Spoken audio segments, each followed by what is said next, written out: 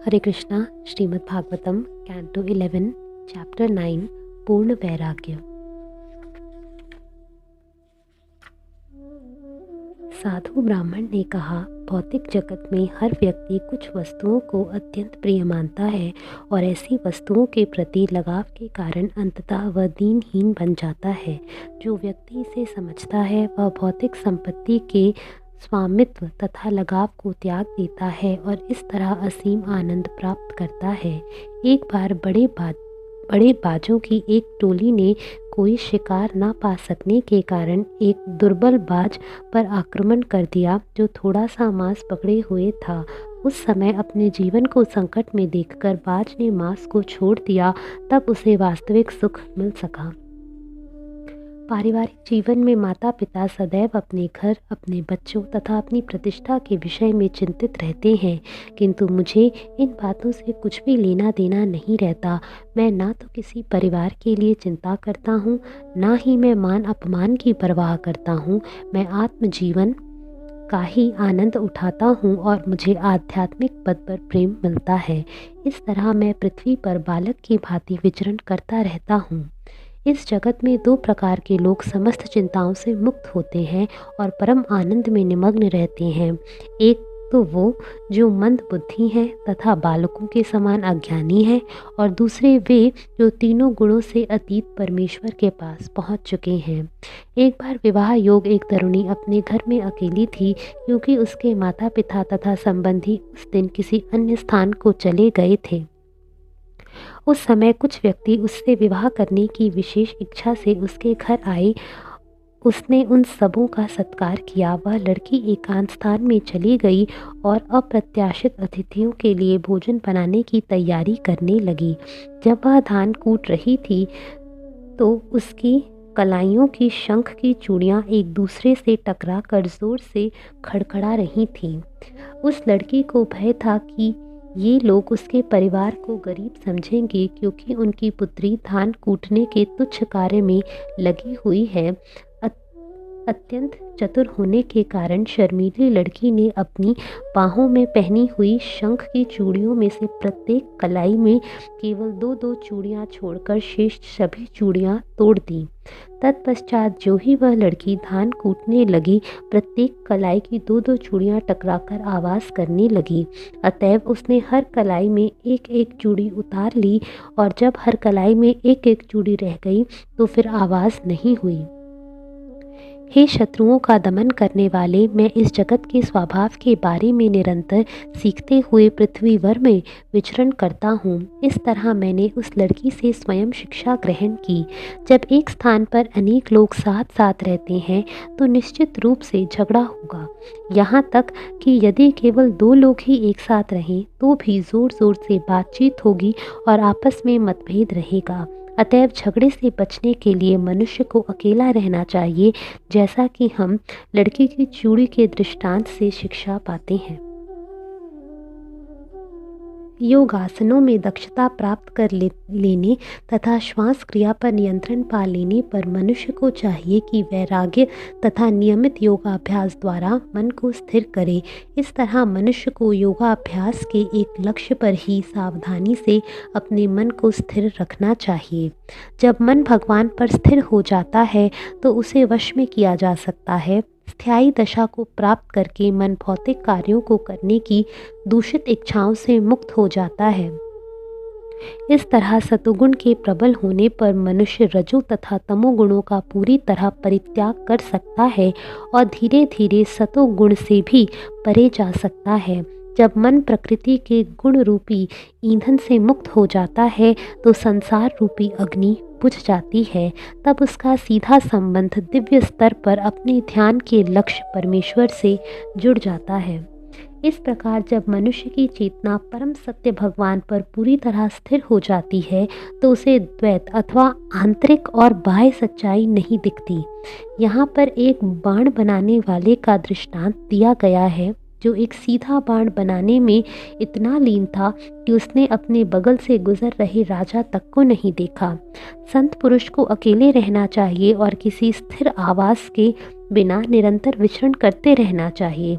सतर्क होकर उसे एकांतवास करना चाहिए और इस तरह से कार्य करना चाहिए कि वह अन्यों द्वारा पहचाना या देखा ना जा सके। उसे संगियों के बिना इधर उधर जाना चाहिए और ज़रूरत से ज़्यादा बोलना नहीं चाहिए। जब नश्वर शरीर में वास करने वाला मनुष्य सुखी घर बनाने का प्रयास करता है तो उसका परिणाम व्यर्थ तथा दुखमय होता है, किंतु सांप अन्यों द्वारा बनाए गए घर में घुस जाता है और सुखपूर्वक रहता है। ब्रह्मांड के स्वामी नारायण सभी जीवों के आराध्य ईश्वर हैं।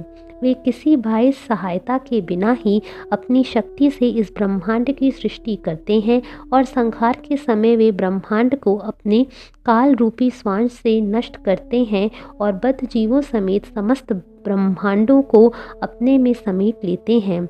इस तरह उनका असीम आत्मा ही समस्त शक्तियों का आगार तथा आश्रय है। सूक्ष्म प्रधान जो समस्त विराट जगत का आधार है, भगवान के ही भीतर सिमट जाता है और इस तरह उनके भिन्न नहीं होता। संहार के फलस्वरूप वे अकेले ही रह जाते हैं। जब भगवान काल के रूप में अपनी शक्ति का प्रदर्शन करते हैं और सतोगुण जैसी अपनी भौतिक शक्तियों को प्रधान निरपेक्ष साम्य अवस्था तक ले जाते हैं तो वे उस निरपेक्ष अवस्था प्रधान तथा जीवों के भी परम नियंता बने रहते हैं। वे समस्त जीवों के भी आराध्य हैं, जिनमें मुक्त आत्मा, देवता तथा सामान्य बद्ध जीव सम्मिलित हैं। भगवान शाश्वत रूप से किसी भी उपाधि से मुक्त रहते हैं और वे आध्यात्मिक आनंद की समग्रता से युक्त हैं, जिसका अनुभव भगवान के आध्यात्मिक स्वरूप का दर्शन करने पर होता है। इस तरह भगवान मुक्ति का पूरा अर्थ प्रकट करते हैं। हे शत्रुओं के दमन करता, सृष्टि के समय भगवान अपनी दिव्य शक्ति का विस्तार काल रूप में करते हैं और वे 3 गुणों से बनी हुई अपनी भौतिक शक्ति अर्थात माया को शुद्ध करके महत तत्व को उत्पन्न करते हैं। महान मुनियों के अनुसार जो प्रकृति के तीनों गुणों का आधार है और जो विविध रंगी ब्रह्मांड प्रकट करता है, वह सूत्र या महत तत्व कहलाता है। निसंदेह यह ब्रह्मांड उसी महत तत्व के भीतर टिका हुआ रहता है और इसकी शक्ति के कारण जीव को भौतिक जगत में आना पड़ता है। जिस तरह मकड़ी अपने ही भीतर से मुख में से धागा निकाल कर फैलाती है, कुछ काल तक उससे खेलती है और अंत में निगल जाती है, उसी तरह भगवान अपनी निजी शक्ति को अपने भीतर से ही विस्तार देते हैं। इस तरह भगवान विराट जगत रूपी जल को प्रदर्शित करते हैं, अपने प्रयोजन के अनुसार उसे काम में लाते हैं और अंत में उसे पूरी तरह से अपने भीतर समेट लेते हैं। यदि देहधारी जीव प्रेम, द्वेष या भयवश अपने मन को बुद्धि तथा पूर्ण एकाग्रता के साथ किसी विशेष शारीरिक स्वरूप में स्थिर कर दे तो वह उस स्वरूप को अवश्य प्राप्त करेगा जिसका वह ध्यान करता है। हे राजन, एक बार एक बरर ने एक कमज़ोर कीड़े को अपने छत्ते में जबरन घुसेड़ दिया और उसे वहीं बंदी बनाए रखा।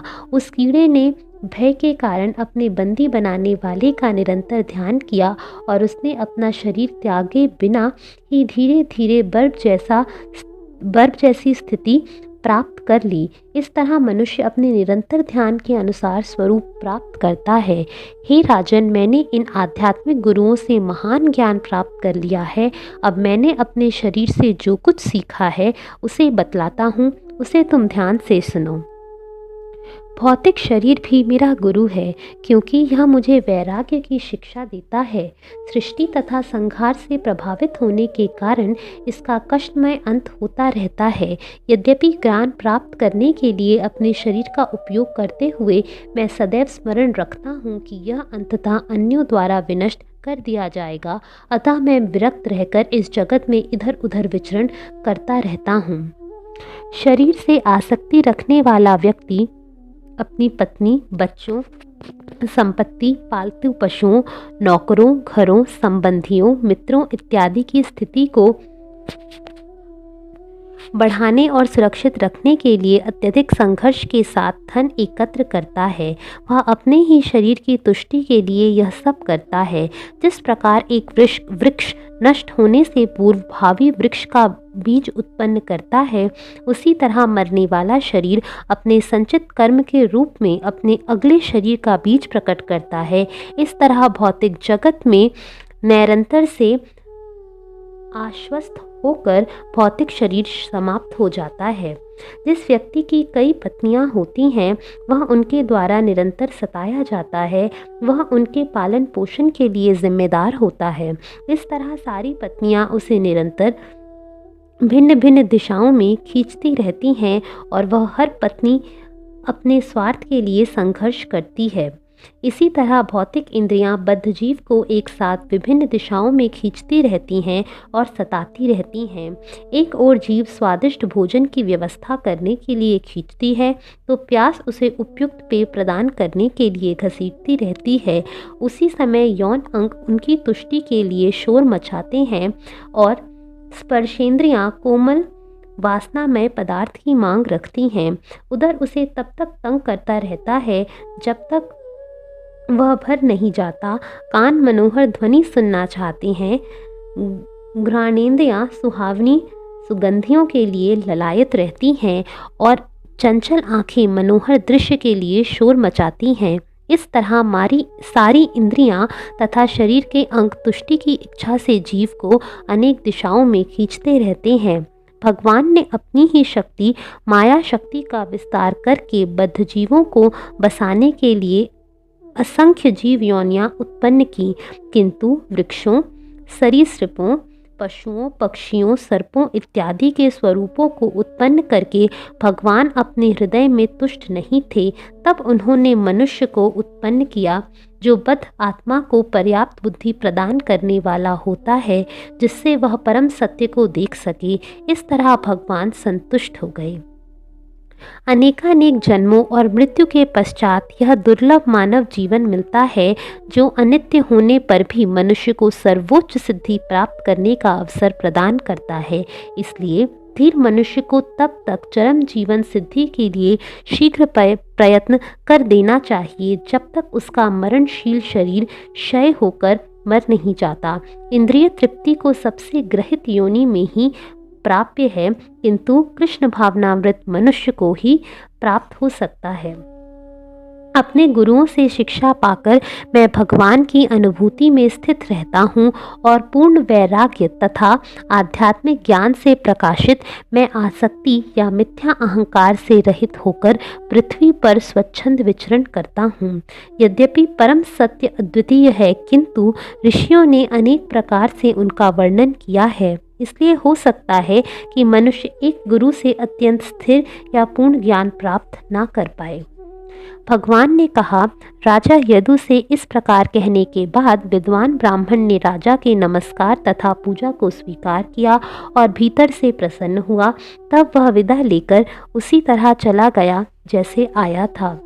हे उद्धव, उस अवधूत के शब्दों को सुनकर साधु राजा यदु, जो कि हमारे पूर्वजों का पुरखा है, समस्त भौतिक आसक्ति से मुक्त हो गया और उसका मन आध्यात्मिक पद पर समान भाव से स्थिर समदर्शी हो गया। हरे कृष्णा।